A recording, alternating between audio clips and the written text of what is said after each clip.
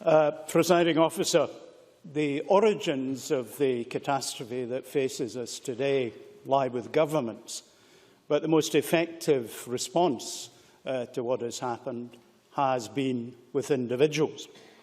And that has often been the case down the paths of history. In 1898, Émile Zola, a French literary giant, took on the power of his government when injustice was done to someone in the army. His efforts were recognised by 2 consecutive nominations for the Nobel Prize for Literature, and he eventually overcame, but posthumously. We saw in 1968 Jan Palach immolate himself in Wenceslas Square in Prague, which was part of the Prague Spring, and that eventually led to change in his country and indeed in the Soviet bloc. And in 1989, in Tiananmen Square, we saw a single individual stand in front of the tanks. Now, these people did not do it for personal glory or for any reward from anyone else. And in fact, to this day, we do not even know the name of the man who stood in front of the tanks in Tiananmen Square. So, when we look at the Scottish response to the situation, we look at the response of the individuals in our community, which has been excellent, and throughout the United Kingdom and in countries across Europe. People have historically, from our countries, been welcomed to other countries. It's now our turn to welcome those in their extremity to our shores and to our support.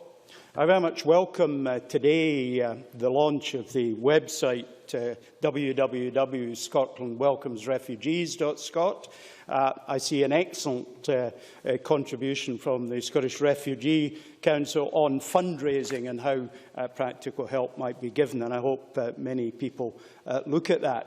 It's worth looking at our own situation in Europe. We are the home of colonising nations, benefiting enormously over hundreds of years from countries around the world. And now, in their extremity, it's our turn to help those who actually helped us build the wealth that we depend on today. But of course, the whole thing is not just about money, although money is the most important thing that many of us will be able to contribute to this. In fact, it's hardly about money at all, because this is, as Sandra White said, a moral issue. No man, no woman, no child stands alone in the world. In the palm of our hands is the future of desperate people around the world. Their very lives depend on us. Physical threats drive people from countries, violence, lack of shelter, lack of food, lack of water. None of these are new, but the scale of the problem today is, alas, very different from what happened previously. In the late 30s, we supported Jewish children in particular out of the hands of the Nazis. Tens of thousands then, orders of magnitude greater now. 40 years ago, I visited a refugee camp in the West Bank, and I remain moved by that, just thinking about that visit. And I know others in the chamber in this Parliament have visited refugees in many places around the world. It was only towards the very end of my father's life I discovered that he had briefly worked with a Christian charity and was based in an office in Brussels, getting Jewish children out of Germany in the late 1930s. And indeed, he told me he was arrested by the Gestapo in 1938 in Cologne. My father, being my father, talked his way out. But today's refugees simply can't talk their way out of their extremity. They need our help. They need us to speak for them. The amendment from the Conservatives talks about underlying causes. And of course, they're not simple. They're very diverse, and there will be future challenges to our morality and our practicality.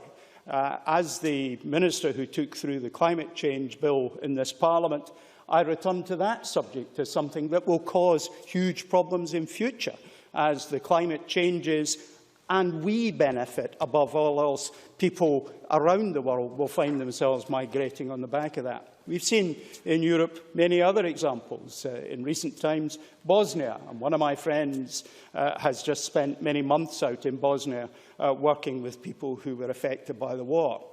Let me remind us that the area concerned, Syria and adjacent areas, is very important to our history and where we are today. Samaria, which is essentially part of Lebanon, adjacent to Syria, was essentially where the origin of money came in, where the herdsman culture made a transition to agrarian culture and the need for money. Our number system comes from there. Much of the intellectual underpinnings of our society comes from there. And Damascus is the oldest continuously occupied city in the world.